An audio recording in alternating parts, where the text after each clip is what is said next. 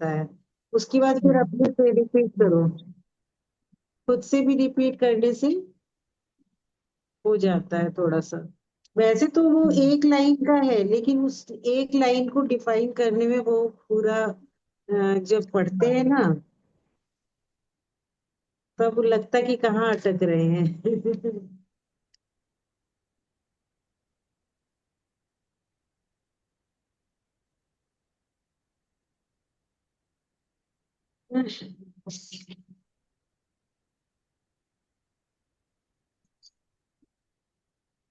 कोई आया नहीं आज क्लास में।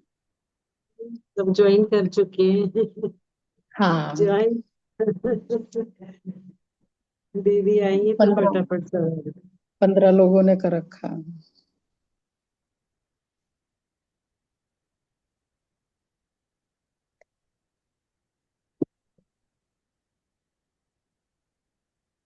दीदी ने इसमें जो दोहे हैं ना, वो बहुत अच्छे से पढ़े थे। जब अच्छे। वीडियो आएगी तो सुनना, बहुत अच्छे से तब। है। मुझे तो इतना अच्छा लगा ना, जो है लग हाँ। रहा बार बार मैं सुनूं उसको। अच्छा अच्छा। जब हम्म। आएगी तभी समझ आएगा और हाँ, तभी मुझे लग होगा। रहा था कि मैं कह दूं कि दोबारा से फिर से ले लो इस सूत्र को। हम्म।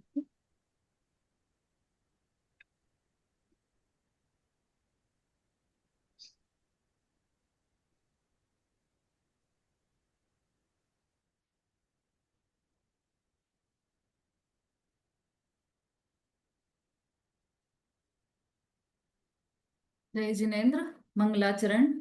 नमो अरिहंताणं, नमो सिद्धाणं, नमो आयरियाणं, नमो उवज्झायाणं, नमो लोये सवसाहुणं, मोक्षमार्गस्य नेतारं, हेतारं कर्मभूभृतां, ज्ञातारं विश्वतत्त्वानां, वन्दे तद्गुणलब्धये।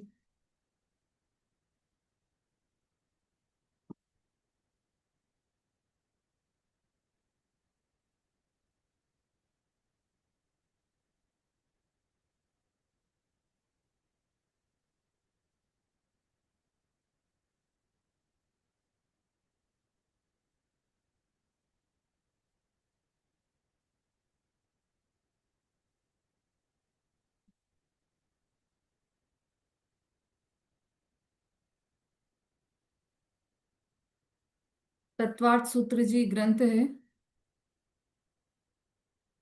5वां अध्याय चल रहा है हमारा।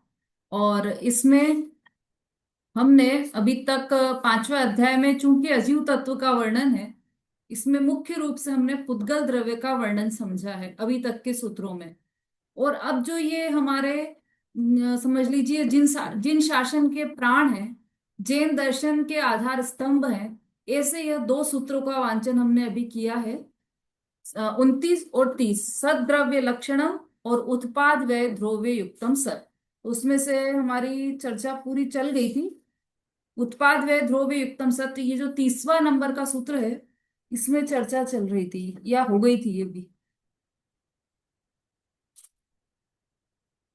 हाँ, ये भी करीब करीब हो गई थी। कहाँ तक चल गया था भाई?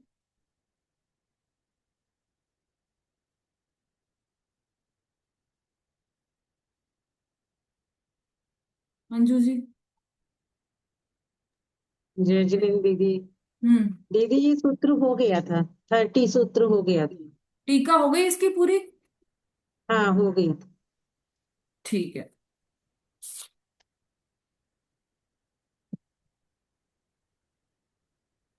हम्म। ठीक है, अब इसको हम थोड़ा सा एक शॉर्ट रिवीजन इसका कर लेते हैं। तत्वार्थ मणि प्रदीप के आधार से इसका रिवीजन हम कर लेते हैं।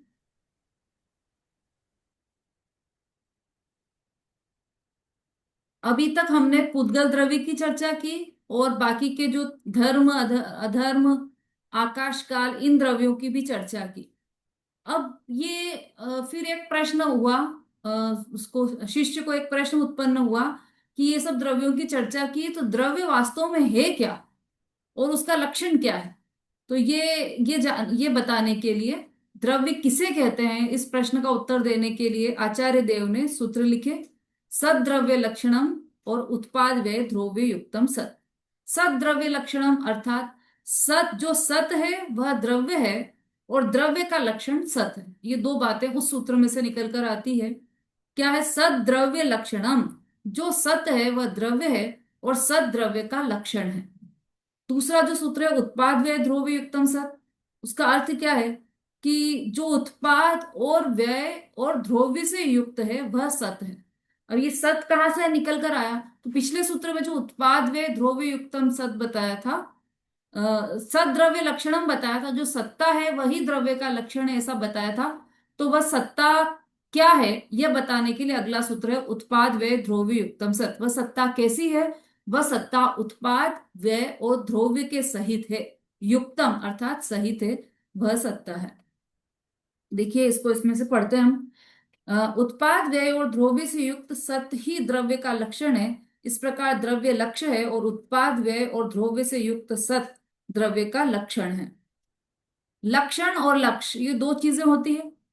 तो जिस चीज को प्राप्त करना है वह लक्ष्य होता है, और उस चीज का जो वह जिन चिन्हों से वह चीज पहचानी जाती है, वह वस्तु पहचानी जाती है, वह उसका लक्षण है। जैसे नींबू का लक्षण खट्टापना है, तो हमारा लक्ष्य क्या है? नींबू, और उसका लक्षण क्या है? खट्टापना। हमारा लक्ष्य है शक्कर, और उसका लक्षण लक्षण है मीठापना। ठीक है। तो ऐसे ही जो द्रव्य है वह तो लक्ष्य है, और उसका लक्षण है सत। और सत कैसा है? तो वह सत है उत्पाद व्यय और ध्रुव से युक्त, स्वयं के स्वभाव को छोड़े बिना नवीन अवस्था की प्राप्ति। अब इसमें उत्पाद व्यय और ध्रुव, इन तीनों का भी क्या क्या अर्थ है वो भी समझाया है। उत्पाद किसे कहते हैं? तो नवीन पर्याय की उत्पत्ति उत्पाद है, और पूर्व पर्याय का नाश होना वह व्यय है। और इन दोनों ही अवस्थाओं में पारिणामिक रूप से बने रहना वह ध्रुव है। जो इन दोनों ही अवस्थाओं में नित्य रूप से बना रहे वह ध्रुव है। अनादि पारिणामिक भाव रूप अन्वय का बना रहना ध्रुव है। अन्वय मतलब एक सरीका, बिना टूटे, कंटिन्यूटी। कोयला जलकर राख हो गया, इसमें कोयला रूप पर्याय का व्यय हुआ, राख रूप पर्याय का उत्पाद, और कोयला और राख इन दोनों ही अवस्थाओं में उद्गत द्रव्य समान रूप से बना रहा, कायम रहा। यही द्रव्य की नित्यता है, ध्रुवता है, ध्रुव है। ये तो यहाँ पर कोयला और राख का बताया। अपन ने तो बहुत सारे उदाहरण देखे थे, स्वर्ण का देखा था, घड़े का देखा था, है ना। उन सब में जो समान रूप से बना रहा, कायम रहा, वह जो द्रव्य की नित्यता है वही ध्रुव है, वही ध्रुवता है। प्रति समय बदलकर भी कभी नहीं बदलना, इसी के लिए आया था शब्द परमानेंसी विथ चेंज। प्रति समय चेंज मतलब कब? कभी कभी चेंज ऐसा नहीं, प्रति समय चेंज, वह चेंज लेकिन फिर भी परमानेंट बना हुआ है। ऐसा प्रति समय बदल कर भी कभी नहीं बदलना, और कभी न बदल कर भी प्रति समय बदलते रहना प्रत्येक द्रव्य का मूल स्वभाव है। द्रव्य ही उसे कहते हैं जो टिका भी रहे और बदलता भी रहे। जो केवल टिका रहे वह कोई वस्तु नहीं है ऐसी, और जो केवल बदलती रहे ऐसी कोई वस्तु हो ही नहीं सकती, क्योंकि वो तो बदल रही है, तो बदल रही तो नाश हो गई ना, तो फिर वस्तु बची ही कहाँ। इसका मतलब यह है कि जो टिका भी रहे और बदलता भी रहे वही वस्तु है, वही द्रव्य का मूल स्वभाव है। कभी नहीं बदलना प्रत्येक वस्तु का द्रव्य स्वभाव है, और प्रति समय बदलते रहना पर्याय स्वभाव। कभी नहीं बदलना ये द्रव्य का स्वभाव है, मूल मतलब ध्रुव का स्वभाव है। और प्रति समय मतलब एक समय भी ऐसा नहीं हो कि वो बदले नहीं, वह पर्याय का स्वभाव है। नयों की भाषा में इसे इस प्रकार भी कह सकते हैं कि प्रत्येक वस्तु द्रव्यार्थिक नय से कभी भी नहीं बदलती, और पर्यायार्थिक नय से प्रति समय बदलती ही रहती है। एक भी समय ऐसा नहीं होगा कि वह नहीं बदले। मतलब द्रव्यार्थिक नय से तो प्रति कभी भी नहीं बदलेगी, और पर्यायार्थिक नय से निरंतर बदलती ही रहती है। ऐसी वस्तु का यही वस्तु का स्वभाव है। इसी को उत्पाद व ध्रुव युक्तम सत कहा है। ठीक है, तो ये शॉर्ट में हमने देख लिया, इससे आपको सबको समझ में आ गया होगा, जो भी हमने मतलब चर्चा की थी पहले वह सब रिमाइंड हो गई होगी आपको। अब हम आगे बढ़ रहे हैं सूत्र नंबर 31 पर। अब चूंकि यहां पर यह बतलाया है कि जो द्रव्य के दो अंश बताए हैं, द्रव्य की के दो भाग, दो भेद हमने किए थे। एक तो एक भेद ऐसा है जो बदलता रहता है, और एक अंश ऐसा है जो कभी भी नहीं बदलता। तो जो अंश बदलता है वह है उत्पाद व्यय रूप, और जो अंश हमेशा टिका रहता है, कभी भी नहीं बदलता, वह है ध्रुव रूप। तो ये दो अंश हमने द्रव्य के देखे थे। अब ऐसा कहा कि द्रव्य नित्य है, वह कभी नहीं बदलता। उसी को स्पष्ट करने के लिए अगला सूत्र नित्य का लक्षण, ये अगले सूत्र के रूप में 31 नंबर के सूत्र के रूप में आचार्य देव ने दिया है, वह हम पढ़ते हैं। तद भावा व्ययम नित्यम, तद भावा व्ययम नित्यम नित्यम। तद भाव से जो अनन्य है,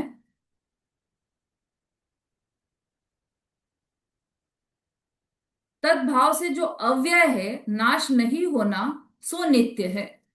तद भाव से जो अव्यय, अव्यय, व्यय रहित, वह नाश नहीं होना, सो नित्य है। देखो इसको और स्पष्ट करते हैं टीका में।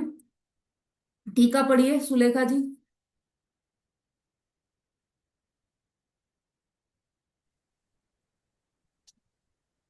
नंबर 1, जो पहले समय में हो वही दूसरे समय में हो, उसे तद्भाव कहते हैं। वह नित्य होता है, अवयव बराबर अविनाशी होता है। नंबर 2, इस अध्याय के चौथे सूत्र में कहा है कि द्रव्य का स्वरूप नित्य है। उसकी व्याख्या इस सूत्र में दी गई है। नंबर 3, पृथ्वी ज्ञान के हेतु को तद्भाव कहते हैं। जैसे कि द्रव्य को पहले समय में देखने के बाद दूसरे आदि समयों में देखने से यह वही है जिसे मैंने पहले देखा था, ऐसा जो जोड़ रूप ज्ञान है वह द्रव्य का द्रव्यत्व बतलाता है।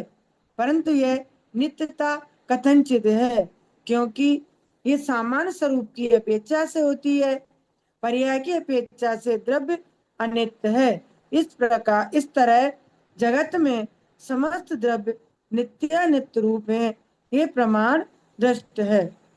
नंबर 4, आत्मा में सर्वथा नित्यता मानने से मनुष्य नरकादिक रूप संसार तथा संसार से अत्यंत छूटने रूप मोक्ष नहीं बन सकता। सर्वथा नित्यता मानने से संसार स्वरूप का वर्णन और मोक्ष उपाय का कथन करने में विरोध आता है। इसलिए सर्वथा नित्य मानना न्याय संगत नहीं है। बहुत अच्छा, बहुत बढ़िया पढ़ा आज आपने। देखिए क्या बता रहे हैं यहाँ पर, जो नित्य है ना, जो हमने चौथे सूत्र में पढ़ा था, नित्यावस्थितान्य रूपाणी, उसमें भी नित्य शब्द पढ़ा था। तो वही शब्द का यहाँ पर लिया है, तद भावा व्ययम नित्यम, मतलब नित्य क्या होता है वह बता रहे हैं। तद भाव से जो अव्यय है, अव्यय, अन्वय नहीं है, एक तो अन्वय नहीं है और अवयव नहीं है। तीनों के अर्थ में तीनों शब्द करीब करीब एक जैसे दिखेंगे, लेकिन तीनों का अर्थ अलग अलग है ना। अब यहाँ पर अव्यय है, अवयव वो होता है, तो अवयव मतलब होता है पार्ट, भाग, या उसका भाग, या उसका अवयव है। ये शरीर के अवयव हैं, तो ये शरीर के पार्ट हैं, ये शरीर के भाग हैं।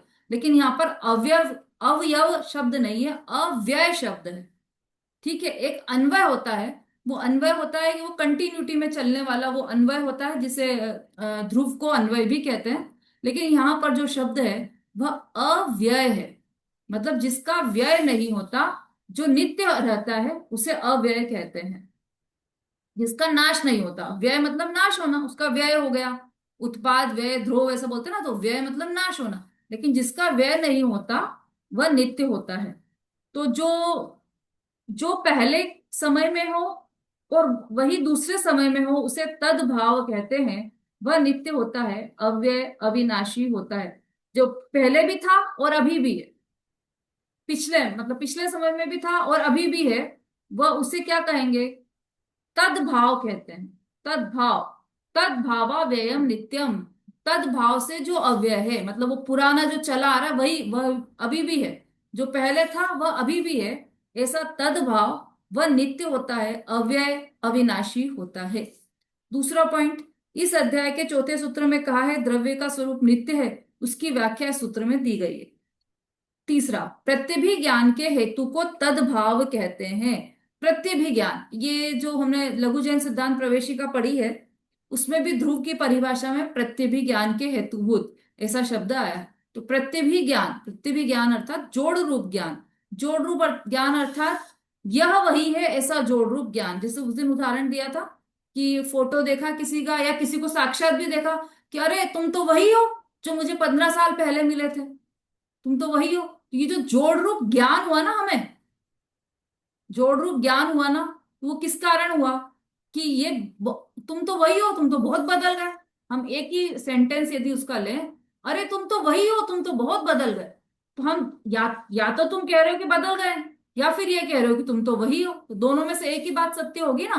हम वही है कि बदल गए हैं, कि नहीं वही भी हो और बदल भी गए हो, है ना। तो जो बदल गए और वही के बीच में कुछ चीज है ना, वह है तद्भाव, मतलब वह है प्रतिभिज्ञान, मतलब जोड़ रूप ज्ञान। अभी और पहले दोनों को मिलाया उसने कि अच्छा ये वैसे, पर उसमें जो कॉमन चीज दिखी वह कहलाया तद्भाव। प्रतिभिज्ञान के हेतु को तद्भाव कहते हैं। प्रतिभिज्ञान का हेतु क्या है? जो जोड़ रूप ज्ञान हुआ उसका कारण क्या है? उसका कारण यह कि कोई ना कोई एक ऐसी चीज है जो दोनों को जोड़े रखती है। यह तो वही घड़ा है, यह तो वही चूड़ी है जो जिससे पहले हार बना था। तो वो उन दोनों का जोड़ रूप ज्ञान हुआ, वो प्रत्यभि ज्ञान है। लेकिन प्रत्यभि ज्ञान का हेतु क्या है? उसका तद्भावपना। किसका तद्भावपना? चूड़ी का तद्भावपना।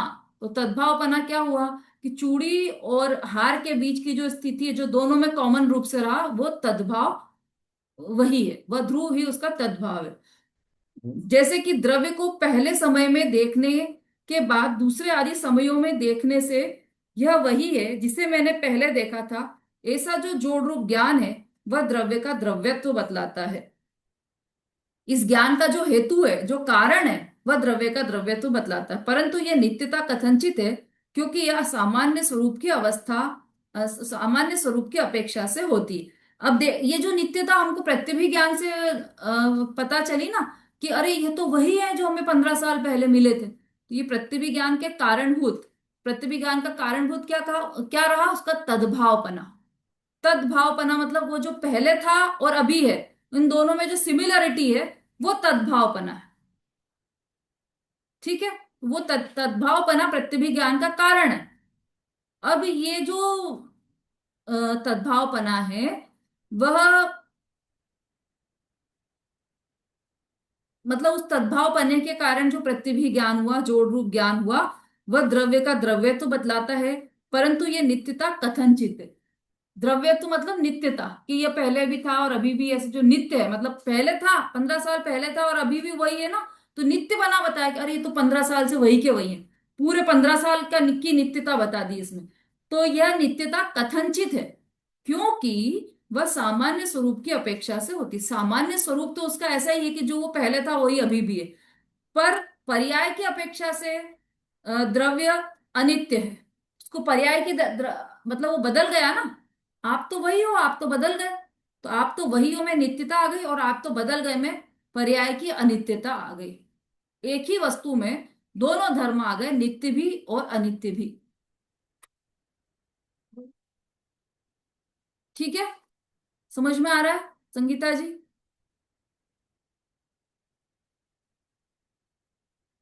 समझ में आ रहा है कि नहीं आ रहा है, कि बात सिर के ऊपर से निकल रही है? प्रीति जी, अनुज जी, भाई साहब, अभिलाषा जी। हाँ, अभिलाषा जी का तो उत्तर भी आ गया है। सबको समझ में आना चाहिए, इसीलिए एक एक धीरे धीरे चला रहे हैं अपन, और रिवीजन भी करते जा रहे हैं और उदाहरण से भी समझने की कोशिश कर रहे हैं। लेकिन फिर भी कुछ समझ में नहीं आ रहा हो तो आप पूछ सकते हैं। हाँ जय हिंद दीदी। हम्म। जैसे मतलब द्रव्य नित्य भी है अनित्य भी है, तो हम्म। पर्याय दृष्टि से वो अनित्य है और हाँ। द्रव्य दृष्टि से नित्य है। हाँ बिल्कुल सही, ऐसा ही है। द्रव्य की अपेक्षा से या द्रव्यार्थिक नय से देखेंगे तो वह नित्य ही है, और पर्यायार्थिक नय से वह अनित्य ही है।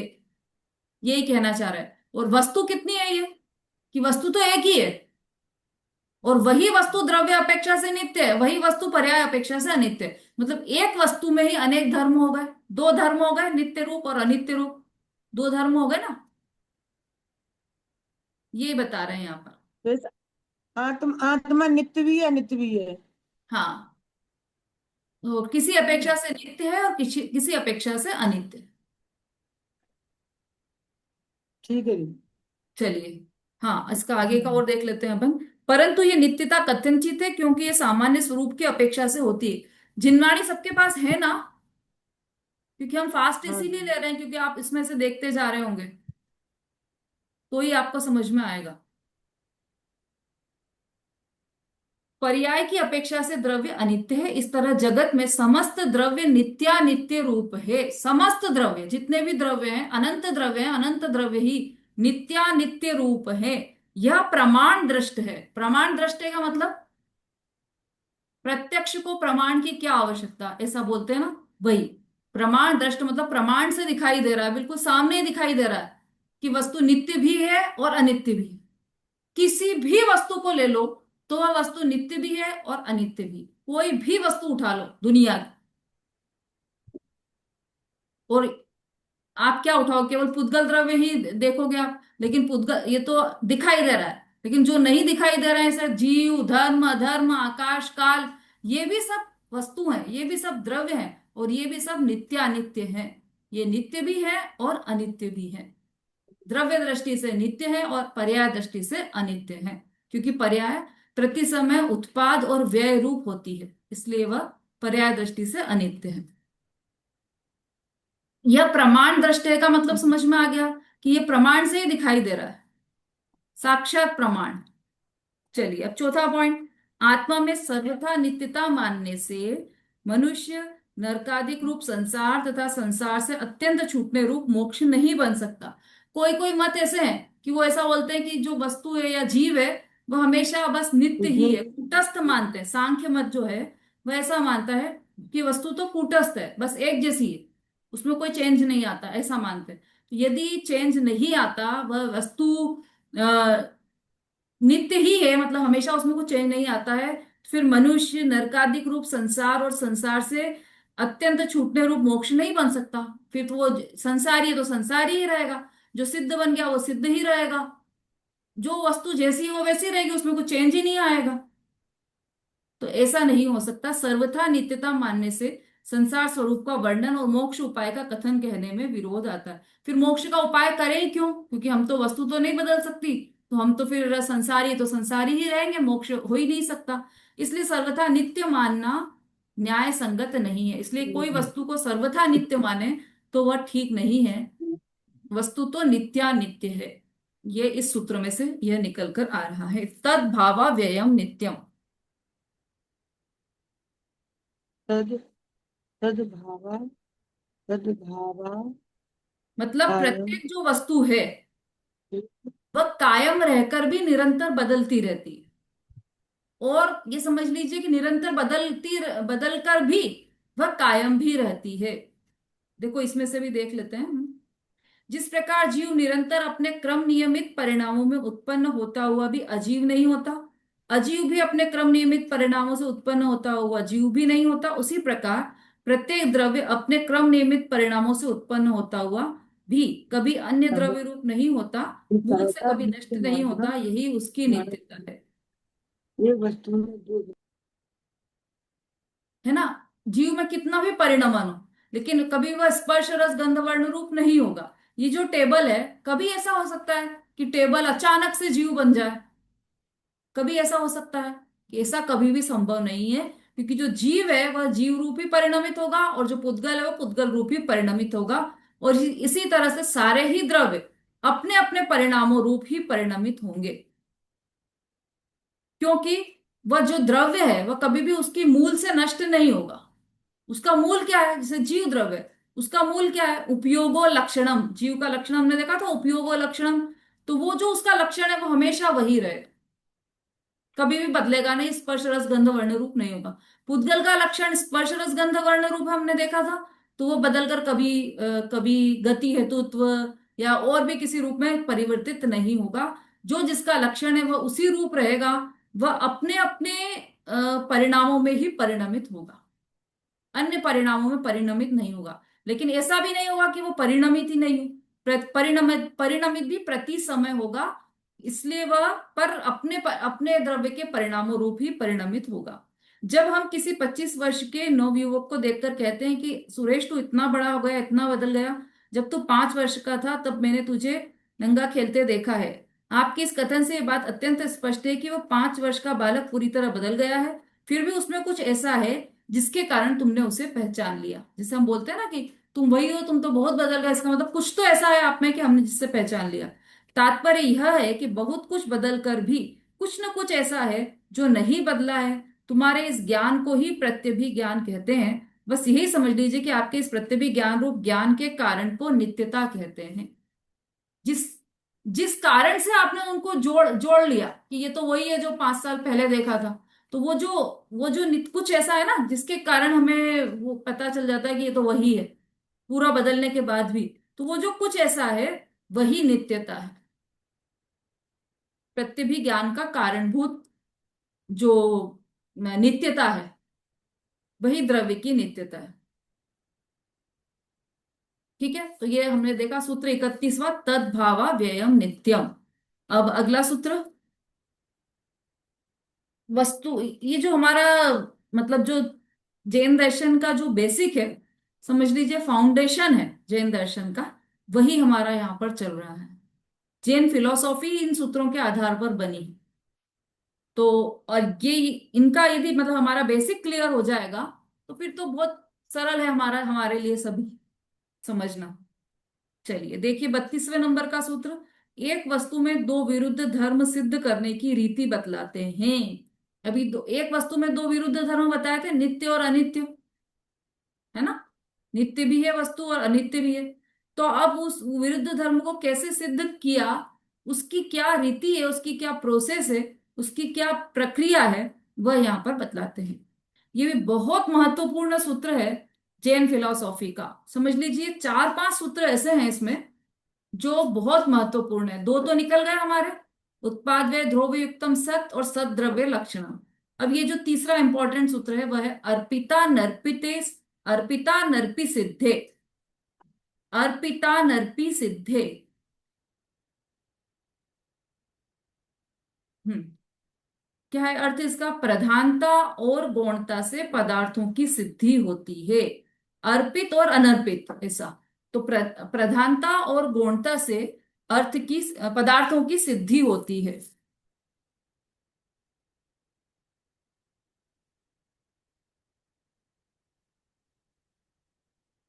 हाँ, मुझे ऐसा ध्यान था कि ये अर्पिता नर्पी सिद्धे लिखा है, इसमें मेरे ख्याल से नर्पित होना चाहिए। पता नहीं इसका ओरिजिनल क्या है, वैसे नीचे में तो अर्पिता नर्पित सिद्धे दिया है, तो यही होना चाहिए, अर्पिता नर्पित सिद्धे। अर्पित और अनर्पित ये सिद्धि करते हैं वस्तु की। अर्पित मतलब मुख्य और अनर्पित मतलब गौण, इससे वस्तु की सिद्धि होती है, मतलब मुख्यता, प्रधानता और गौणता से वस्तु की सिद्धि होती है। हाँ पढ़िए रेखा जी। जय ठीक। हिंद दीदी। हम्म प्रत्येक वस्तु का अनेकांत यह सिद्धांत इस सूत्र में सद्वाद द्वारा कहा है। नित्यता और अनित्यता परस्पर विरोधी धर्म है, तथापि वे वस्तु को वस्तुपने में निष्पन्न करने वाले हैं, यानी सिद्ध करने वाले हैं। इसीलिए वे प्रत्येक द्रव्य में होते ही हैं। उनका कथन मुख्य गौण रूप से होता है, क्योंकि सभी धर्म एक नहीं कहे जा सकते। जिस समय जिस धर्म जिस हाँ जिस समय जिस धर्म को सिद्ध करना हो उस समय उसकी मुख्यता ली जाती है। उस मुख्यता प्रधानता को अर्पित कहा जाता है, और उस समय जिस धर्म को गौण रखा हो उसे अनर्पित कहा जाता है। ज्ञानी पुरुष जानता है कि अनर्पित किया हुआ धर्म यद्यपि उस समय कहने में नहीं आया तो भी वह धर्म रहते ही है। बस दीदी और पढ़ूं? बस देखिए, अब यहाँ पर ये सिद्ध कर रहे हैं कि जो वस्तु में दो विरोधी धर्म हैं, जैसे नित्य और अनित्य था पिछले उसमें, पिछले सूत्र में, इससे बहुत सारे धर्म हैं। नित्य अनित्य, चल अचल, तत् अतत, सत असत, एक अनेक, भेद अभेद, से बहुत सारे विरोधी धर्म हैं जो हमें दिखाई देते हैं कि परस्पर विरोधी धर्म है भी ये परस्पर विरोधी। एक नित्य, नित्य का अपोजिट लिखने को कहा जाएगा तो आप क्या लिखोगे? अनित्य लिखोगे। तो ये पर जो वस्तु नित्य है वह अनित्य नहीं हो सकती, जो अनित्य है वह नित्य नहीं हो सकती, ऐसा हमें लगता है। लेकिन यहां पर ये सिद्ध कर रहे हैं कि एक ही वस्तु में नित्यता और अनित्यता दोनों है। अब ये सिद्ध कर दिया, तो अब ये इसको कहा कैसे जाएगा, उसकी रीति कैसी है वो बता रहे हैं। तो अर्पिता नर्पित सिद्धे, प्रधानता और गौणता से पदार्थों की सिद्धि होती है। कैसे प्रधानता और गौणता से? मतलब इसको और सरल शब्दों में कहें तो मुख्य और गौण, ये दो विधि से वस्तु की सिद्धि हो जाती। किस तरह से? तो प्रत्येक वस्तु अनेकांत स्वरूप है, यह सिद्धांत इस सूत्र में सद्वाद द्वारा कहा है। अनेकांत और सद्वाद, मतलब वस्तु तो अनेकांतात्मक है, लेकिन उसको जो कहने की रीति है, पद्धति है, वह सद्वाद कहलाती है। नित्यता और अनित्यता परस्पर विरोधी धर्म है, तथापि वे वस्तु को वस्तुपने में निष्पन्न करने वाले हैं। कौन? दो जो विरोधी धर्म है, उनसे मिलकर ही वस्तु बनी है विरोधी धर्म, लेकिन उन विरोधी धर्मों से मिलकर वस्तु बनी है, इसलिए वे प्रत्येक द्रव्य में होते ही हैं। हर वस्तु में विरोधी धर्म होते ही है नियम से। उनका कथन, अब उनको कहेंगे कैसे विरोधी धर्म है? तो अब देखो, वस्तु नित्य अनित्य है, वस्तु नित्य भी है और अनित्य भी है, ऐसा है ना।